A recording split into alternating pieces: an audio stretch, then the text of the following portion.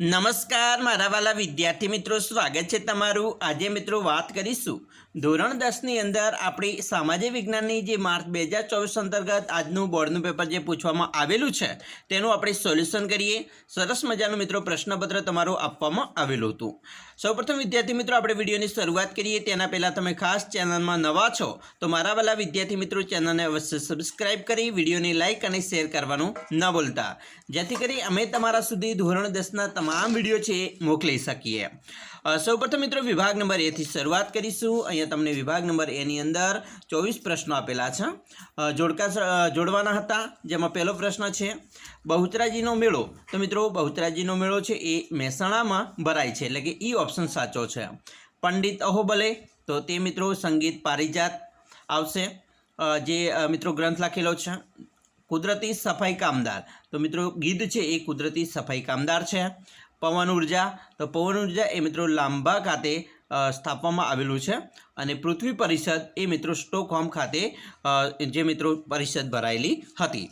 તો આ વાત કરીએ આપણે ખાસ વિકલ્પોની। હવે ખરા ખોટાની જોઈ લઈશું મિત્રો। છઠ્ઠું છે તત્વજ્ઞાનથી ભરપૂર એવા સાહિત્યને અરણ્યકો કહે છે, તો તેને મિત્રો આ વિધાન કેવું છે? ખરું છે। સાતમું છે જૂનાગઢ ચાર ગુફા સમૂળું આવેલા છે, તો મિત્રો આ વિધાન ખોટું છે।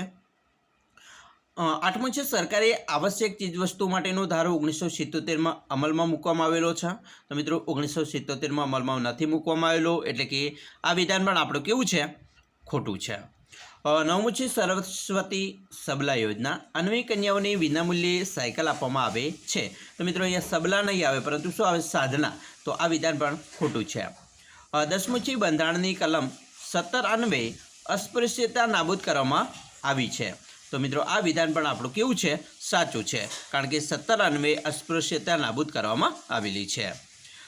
આગળ જોઈશું ખાલિયા પૂર્ણ કરવાની છે, જેની અંદર મિત્રો 11મો પ્રશ્ન છે રાષ્ટ્રીય માનવ સંગ્રહાલય ખાલિયા શહેરમાં આવેલું છે, તો ભોપાલ ખાતે આવેલું છે, અને ભોપાલ જે મિત્રો મધ્યપ્રદેશની રાજધાની પણ છે। તો રાષ્ટ્રીય માનવ સંગ્રહાલય ભોપાલ તમે લખેલું છે તો તમારો વિધાન 1 ગુણ મળી જશે। 12મું છે ખાલિયામાં ભારત સરકારે ભારતીય વન્યજીવો માટેનું બોર્ડની રચના કરી છે, બોર્ડની વાત કરી છે તો આવશે 1952। 13મું છે પૃષ્ઠીય જળનો મુખ્ય સ્ત્રોત ખાલિયા છે, તો પૃષ્ઠીયની વાત કરી છે તો પૃષ્ઠીયમાં આવશે મિત્રો નદીઓ। 14મું છે ખાલિયા નદીઓમાં ગ્રાન્ડ એનિકટ નામે જાણીતી નહેરનું નિર્માણ કરવામાં આવ્યું છે, તો ગ્રાન્ડ એનિકટમાં આવશે કાવેરી। 15મું છે એક્સપ્રેસ હાઈવેને ખાલિયા માર્ગ પણ કહેવાય, તો એક્સપ્રેસ હાઈવેને મિત્રો દ્રુત ગતિ માર્ગ કહેવામાં આવે છે। હવે આપણે વિકલ્પ જોઈ લઈશું। 16મું છે સાચો ક્રમ પસંદ કરી જોડકા જોડવાના છે, તો અહીંયા સૌપ્રથમ મિત્રો જોઈશું રાષ્ટ્રીય સંગ્રહાલય, તો રાષ્ટ્રીય સંગ્રહાલય કઈ આવેલું છે? તો આપણને ખબર છે રાષ્ટ્રીય સંગ્રહાલય દિલ્હી ખાતે આવેલું છે, એટલે કે ડી પહેલું આવે છે। પછી સાલારગંજ, તો સાલારગંજ મિત્રો હૈદરાબાદમાં આવેલું છે, તો સી। વડોદરા મ્યુઝિયમ, તો વડોદરા ખાતે જ આવેલું હોય, તો બી।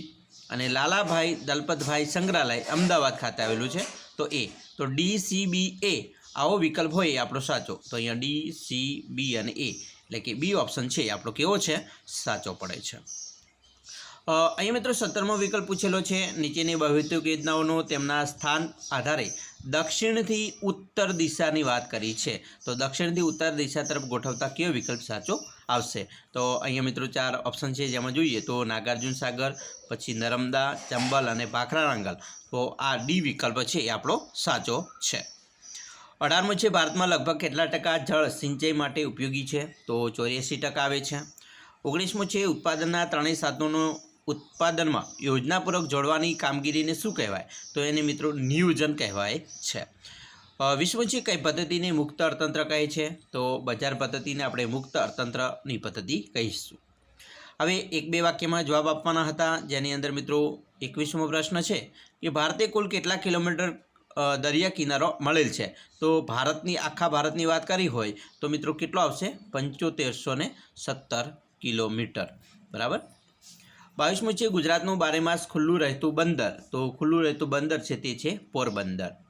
23મું છે વિકાસશીલ રાષ્ટ્રની મુખ્ય આર્થિક પ્રવૃત્તિ કઈ છે? તો મિત્રો આપણે કૃષિ લખીશું, જેમણે ખેતી પણ લખ્યું હોય એમનો પણ ઓપ્શન મિત્રો આ જે પ્રશ્ન છે સાચો છે, તો વિકાસશીલ રાષ્ટ્રની મુખ્ય આર્થિક પ્રવૃત્તિ ખેતી છે। 24મું છે શિક્ષણ, બેન્કિંગ, વીમા કંપનીઓ વગેરેની કામગીરીઓનો સમાવેશ કયા ક્ષેત્રમાં થાય છે? તો આ જે મિત્રો છે તેમની સેવા ક્ષેત્રમાં એમનો સમાવેશ કરવામાં આવે છે. તો આ વાત કરીએ આપણે વિભાગ નંબર એની. સંપૂર્ણ મિત્રો સરસ મજાનો વિભાગ એ હતો આપણો 24માંથી 24 ગુણ આવે એવો વિકલ્પ મિત્રો વિભાગ એ છે હતો. અને આપણે ઘણું બી મિત્રો જે તમારા જે પેપરો મૂકેલા છે મોસ્ટ આઈએમપી એમાંથી ઘણું બધું મિત્રો પૂછેલું પણ છે. નેક્સ્ટ વિડીયો આપણે મિત્રો વિભાગ નંબર બી સી ડીનો જોઈશું. સરસ મજાના પ્રશ્નો પૂછેલા છે. તો ચાલો મિત્રો, આશા રાખીએ છીએ તમને આપણો વિડીયો ખૂબ જ ગમ્યો હશે. અને વિડીયો ગમ્યો હોય તો લાઇક, શેર અને સબસ્ક્રાઈબ કરવાનું પણ ન ભૂલતા.